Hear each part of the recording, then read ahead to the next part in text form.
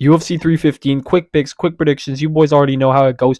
I'm sorry for taking a minute to get this video out to you guys, but I had to wait because Joel Alvarez pulled out of his fight versus Benoit Saint-Denis. There was some replacement talks, some stuff like that. I'm going to get into it later in this video, but I'm pissed off, man. I am so pissed off. As a Canadian, as a Frenchman myself, man, I can't take this shit. The UFC does not like Canada. They don't like us. They don't give us fair fights. They don't give us good fights. When they come to Canada, they just say, here, take the scraps. Take the shit that we don't want. Like, come on, man. I'm sick of this shit. I'm sick of this shit. We need to start a petition. We need to start something, man, to riot back at the UFC because this shit is sickening. It is sickening. But we're going to get into it, boys. Before we go ahead and get into it, hit the like button, hit the subscribe button. I hope I didn't just blow up my mic. But yeah, let's get straight into it with the early prelim opener of Brad Katona versus Beksat Almakhan, man. Not a bad fight to open up this pay-per-view, to be honest. It's not a bad fight, but I'm going to blitz through these fights till I get to the Benoit Saint-Denis fight, man. I need to talk about that fight. I need to rant for a second about that fight, but this fight is not bad. It's not bad at all. Brad Katona, 4-4 in the UFC, hasn't had the best run, but he's solid. He's a solid fighter. Beksat Almakhan only has one fight in the UFC, and it's against Umar Nurmagomedov, which has aged very well. I mean, he could have been champ. He was very close to being champ. Fell a bit short, but Beksat did drop him in the beginning of that fight. Dropped him really bad with the right hand.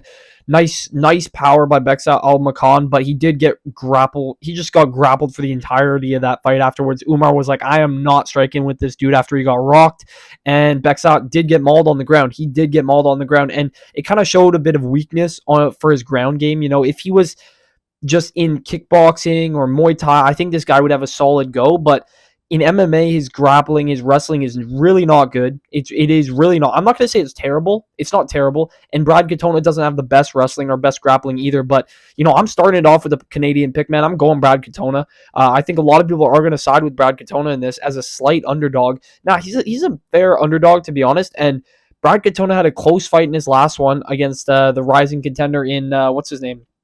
The Brazilian guy, man. Holy moly. I was about to say Myron Santos. It's the other one. But Brad Katona had a close fight in his last one. All his fights are close. I will be honest. They are close, but he's scrappy. He can get it to the ground. He's got solid striking. He's very tough, very durable. I don't think Beksat's going to be able to land that right. And if he does, I don't think he's going to put Brad Katona to sleep. So I'm going to go Brad Katona by unanimous decision to open up this Canadian card, man. But his card it's so bad, man. It's not so bad. I'm not going to say it's so bad. It's good. It was great when we had Joel Alvarez versus BSD. It was good. It could have been really good. We could have added a couple more fights, but the UFC just decided not to because they hate Canadians. They hate us. I don't know why they hate us, man. They come to Canada, they're like, let's just give them whatever we can give them. Scraps, the leftovers, whatever the case may be. But yeah, man, why do they do us like this? But we'll move on to the next fight. Daniel Santos, Jung Young Lee. I can't get carried away in this video. I'm just pressed after seeing this fight news for BSD and his new opponent. I don't even know the name of his new opponent. We'll have to see when we get there, but it's just a nobody. It's a nobody. We move on, though. Daniel Santos, Jung Young Lee. This fight's going to be fun. I'm actually excited for this one. Also, if I didn't already mention, I am going to UFC 315, boys. I am going to be there. That's why I'm also extra pressed for this, because I'm going to be there, and I was hoping that we'd have some great fights. The Joel Alvarez BSD fight was going to be it was the fight that I was most excited for. I'll be honest. It was the fight I was most excited for. Opening up the main card, that would have been a banger fight of the night, 100%. But it is what it is. You can't get everything that you want. But Daniel Santos, Jung Young Lee is a fight I am very excited for. Daniel Santos is coming in on 2 weeks short notice. He replaced Gavin Tucker, which I'm glad he did because Gavin Tucker probably would have gotten smoked by Jung Young Lee. Jung Young Lee's solid, good finishing ability. He's big for the division. He's big. He's powerful. He can mix it up quite well. In his last fight, he did get TKO'd on the feet against Hyder Emil, and we've seen Hyder Emil is pretty good. He is pretty good, but he just got blitzed by Hyder Emil. Bunch of strikes, he threw 40 strikes or something in a matter of seconds. Rewatch that fight, boys. Rewatch that fight. Jung Young Lee just got absolutely hit with a hurricane flurry by Hyder Emil. Couldn't really do anything, but he didn't really get finished bad, but he was definitely TKO'd on the feet. And Daniel Santos hasn't fought in a couple of years. I think his last fight was against John Castaneda. He TKO'd John Castaneda, or at least that's the last fight that I remember of him, which was a while ago. He's had a lot of canceled fights since then. He was supposed to fight, what's his name? Nurmagomedov, Saeed Nurmagomedov. He was supposed to fight. He was supposed to fight Davy Grant recently, and he had to pull out of these fights, man. The most difficult part about Daniel Santos is will he show up to the fight? Will he make it to the fight? You know what I mean? Like, so oftentimes he's pulling out a week in advance, 2 weeks in advance. Sometimes it's visa issues, sometimes it's health issues. So it's going to be interesting in this one. But early picks, quick picks, I'm going to side with Daniel Santos. I think Jung Young Lee is good, but I did see some quitting him in his last fight. I think he is a bit vulnerable when you got to dig deep, you got to bite down on the mouth guard. I think Daniel Santos does that well. He's a classic shoot the box guy. He bites down on that mouth guard and he comes at you. He comes for your head. If he's taking a lot of damage, he will wear that damage on his sleeve and he will keep coming at you like the Castaneda fight. He did get beat up really bad, but just wore the damage and was able to just power through and get that TKO. I think he could find a finish against Jung Young Lee, who, we haven't seen if he's able to really be durable against somebody who just digs deep. And Daniel Santos digs deep. So I'm going to go Daniel Santos by TKO in round 2. Body shot TKO, drops Jung Young Lee and finishes him on the ground, man. We move on to the next fight. Marc-Andre Barriault versus Bruno Silva. This is one of those matchups that I'm talking about, man. This is just, I know Marc-Andre Barriault is Canadian, man, but out of most of the Canadian fighters, no hate to Marc-Andre Barriault. He's just one of those dudes that you're like, this guy's either going to get flatline TKO or he's going to get a split or a unanimous decision. He doesn't have crazy power. He kind of just stands really straight down, head down, and he just throws bombs.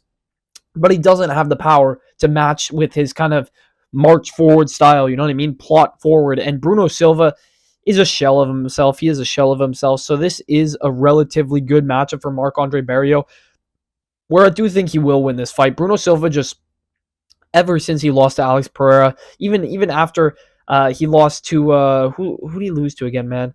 I forget who he lost to, but the start of his 4-fight losing streak, it just wasn't a good look. I think he got submitted, and he's lost like 3 decisions in a row. Even his last fight against Nardiev, he just didn't even look like he wanted to be there. I think he's showing up for a paycheck. I think he just wants to get paid. I can't believe the UFC is even keeping him around. He's 23-12 now, 4-fight losing streak. He's like 1-6 in his last 7. I think Marc-Andre Barriault will get this done by unanimous decision. He's just going to plot forward, throw hands. Bruno Silva is not dangerous anymore, and that's where Marc-Andre Barriault has struggled, is with people that can TKO him. Stoltzfus just TKO'd him. Not a great look, but he did get TKO'd as well by Joe Pyfer. He's on a 3-fight losing streak, and he brought Chris Curtis to a split decision, which was pretty good. But Marc-Andre Barriault, I think he still has some fight left in him. They are the same age, but I think he will win this fight. So I'm going to go Marc-Andre Barriault by unanimous decision. I got to speed this up, man. What am I doing? Navajo Sterling, Ivan Urslan. This one I don't have too much to say about. Ivan Urslan is such a perfect matchup for Navajo Sterling. They're trying to build this guy up. I know he's undefeated. The undefeated curse has been crazy. I think undefeated fighters are at a negative differential this year. They've lost more than they've won, which is crazy. But I think Navajo Sterling will get this done by decision. Ivan Urslan, just very classic, plot forward, throw the overhand right, big, powerful hooks, but just not very fast. And it's going to be a kickboxing match. Navajo Sterling struggled against, I think it was Tuco Tokos, his last fight, and he got taken down a bit. But he was able to, power through, land the better shots on the feet. His kickboxing is really clean. He comes from a kickboxing, Muay Thai background. I think he's going to piece up Ivan Urslan on the feet, and he'll get a unanimous decision. So I'm going to go Navajo Sterling by decision. We move on. Modestas Bukauskas, Ion Cutelaba. This is one of my favorite fights on the card as well. This is a plot forward. These boys were on the same card. I think they were on Tampa. Was it Tampa or was it Seattle? No, Seattle. These guys were on Seattle not that long ago. Got matched up against each other. It was a perfect matchup after that. Both of them got finishes on that card. Ion Cutelaba got the arm triangle over, what's his name, Turkish power guy, and Modestas Bukauskas got the TKO over Sakara. Both good wins by these guys, and now they're matched up against each other. It's going to be a tough fight to pick, I'm going to be honest, but I am going to go with Modestas Bukauskas.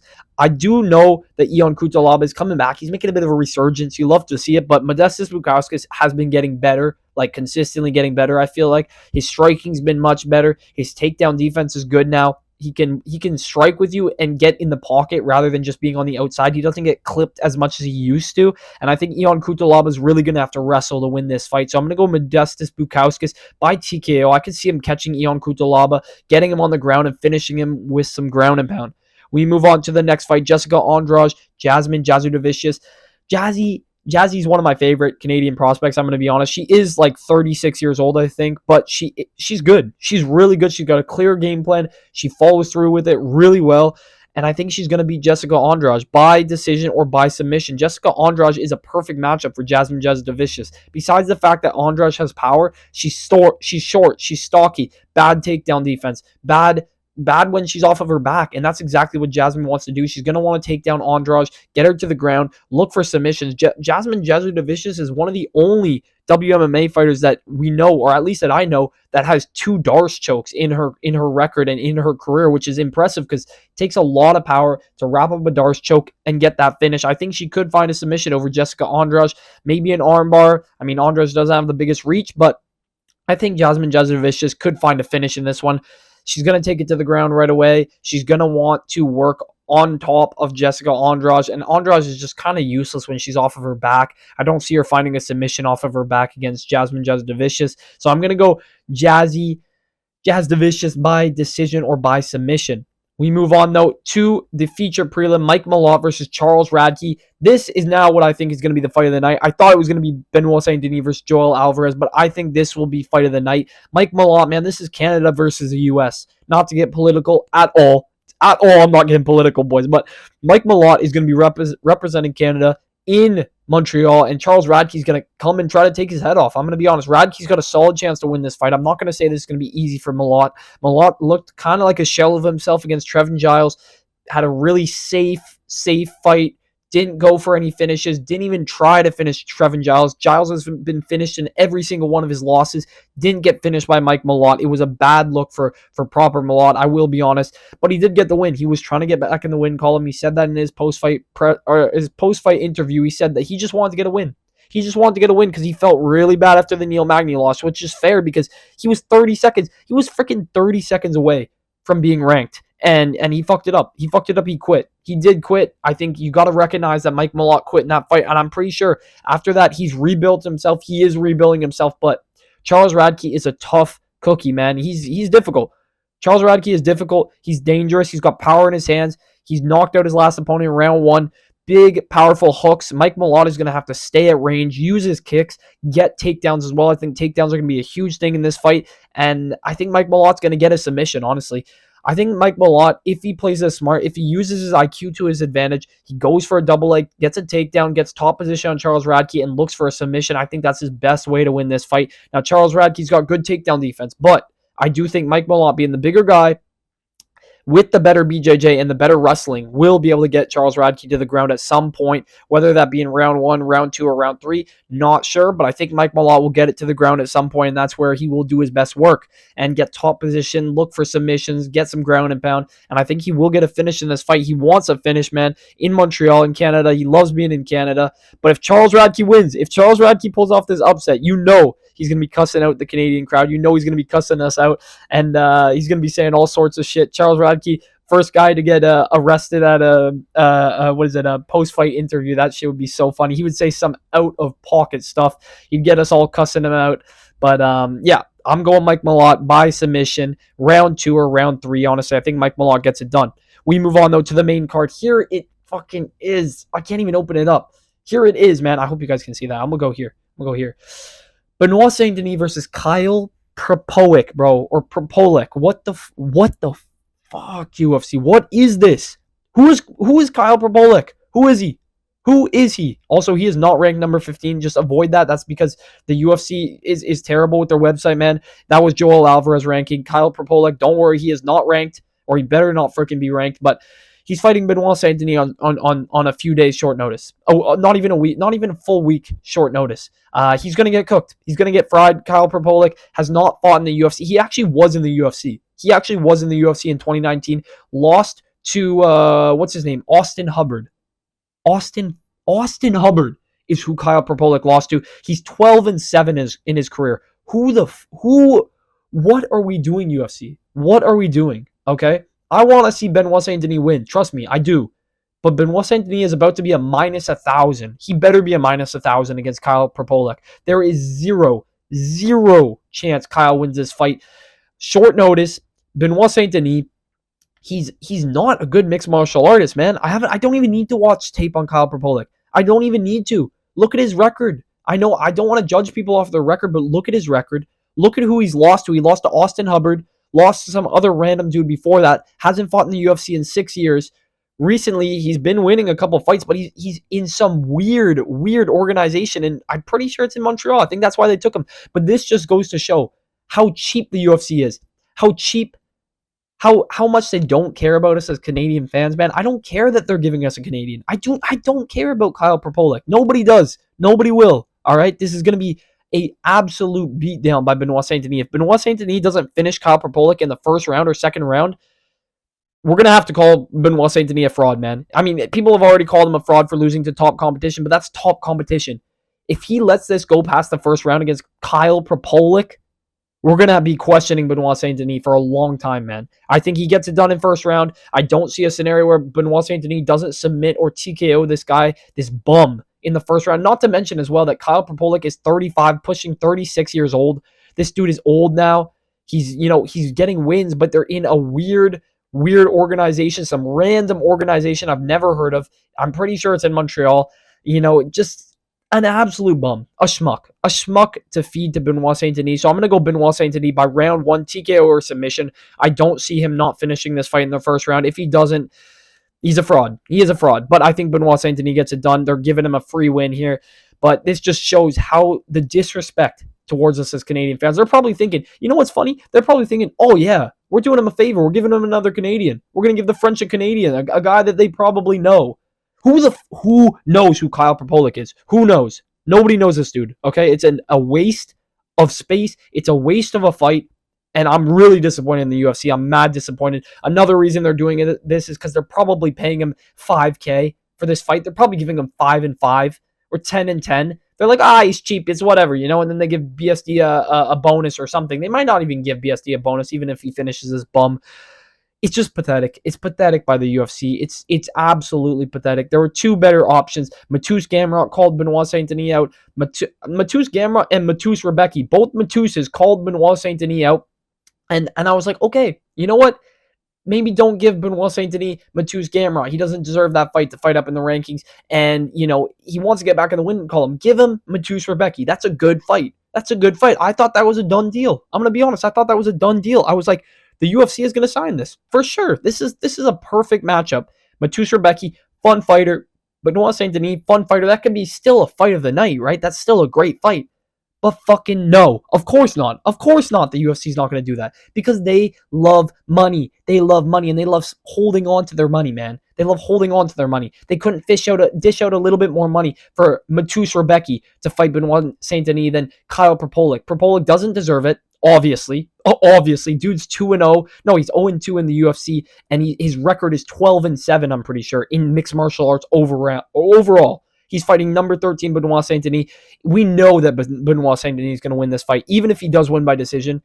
He's going to win this fight. There's no way around it. Benoit is going to win this fight, and it's just ridiculous that the UFC won't dish out a little bit more money to get a good fight on a pay-per-view. There's 12 pay-per-views per year. They're wasting a pay-per-view spot on Kyle Propolic. Like, what the... Oh, it pisses me off. I need to move on.